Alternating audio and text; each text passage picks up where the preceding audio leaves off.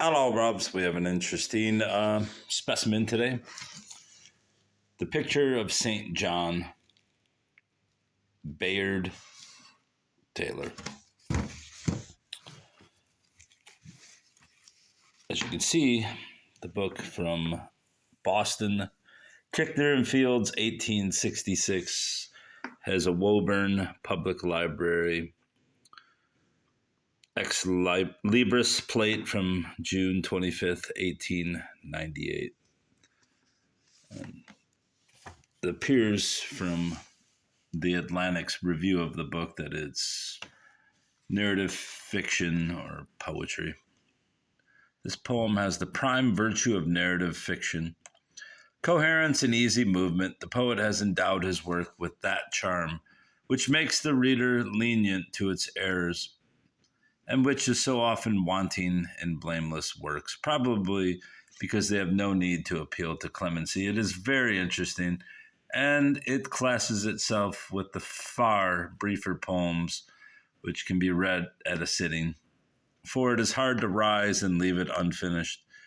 It must please even in an age of shy, long poems, for it has the fascination of a novel, and if the reader at the end finds himself merely pleased and does not feel so profoundly instructed as the application would have him believe, that is no doubt his own fault.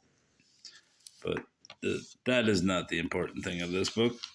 As you can see, these binding came apart, and within the book we can see some pages that looks like poetry as well, but we can read this. It says, "Man in the ship straining at the capstan for hours together through snow and sleet with the perspiration running down our faces and bodies like water." And I don't really want to lift the book because it's falling apart.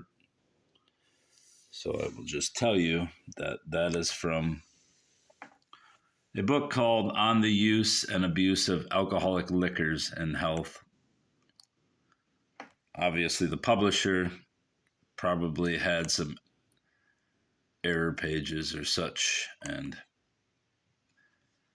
thus they've rebound them into this tome. I guess it's not, I could not have something coffee without stooping to cool. I don't know what it says. But this book's falling apart, obviously.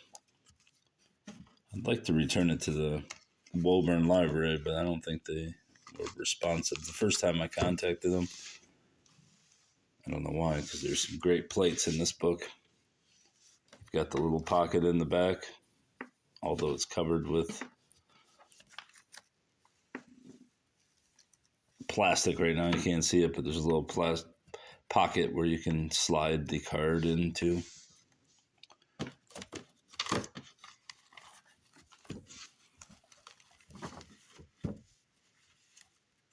The artist.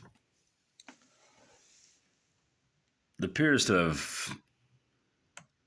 fallen into there's a scale of medicines with which merchant vessels are to be furnished with observations of the means of preserving the health and increasing the use of spirits.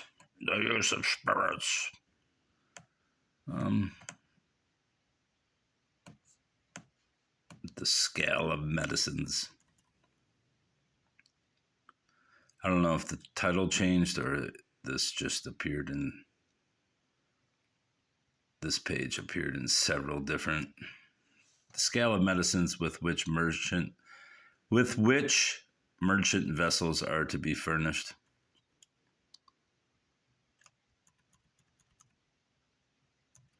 So I'm guessing that the same author or compilation of recommendations were put into several different tomes on the matter.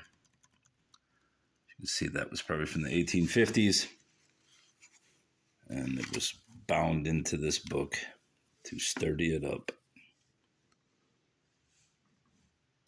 Don't recall where I got this book.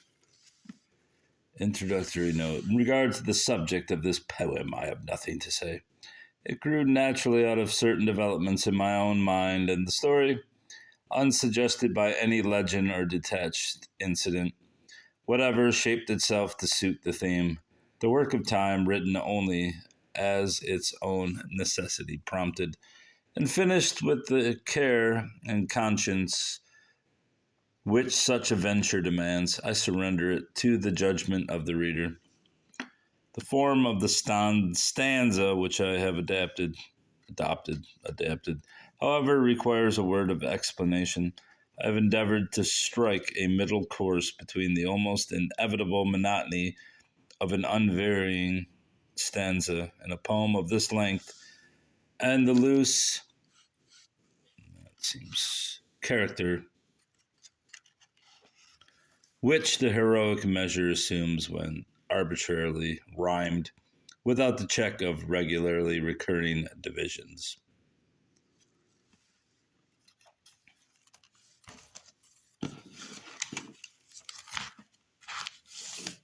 Should not even be handling that book, but let's go back to the review. I believe it mentions Italy. To tell the truth, we cared rather to learn how, in the course of certain adventures, the picture of St. John happened to be painted, than how, by certain psychological experiences, the artist fitted himself to paint it, and if that work of art had never been produced at all, we should still have been charmed by the story of the lovers and their flight from Florence, of that wild, lonely life in Bavaria, of the poor lady's death, of the mournful return of the bereaved father with his son to Italy, of the boy's cruel fate at the hand of his grandsire, and of the pitiless desolation of the two men that clung to one another above his clay. Two fathers fatally avenged, each upon the other, for the loss of his only child. All this is told not merely with an art that holds the reader's interest, but with a sensibility that imparts itself to his feeling, with strength and beauty of diction, and with an ever-varying harmony of smoothest rhyme. Mr. Taylor's invention of an irregularly rhymed stanza of 8 lines so far answers its purpose as to be, but for his introduction, a matter of unconsciousness which, with his reader, and is no doubt therefore successful, but even in the regular ottava rima, we should scarcely have found his poem monotonous.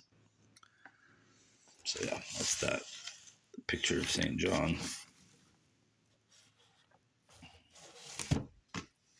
I'm assuming that's a work of art that I'm unfamiliar with. Call letter 18937. The Woburn Library, copy 1. Bayard Taylor, 1866. All right, that's that.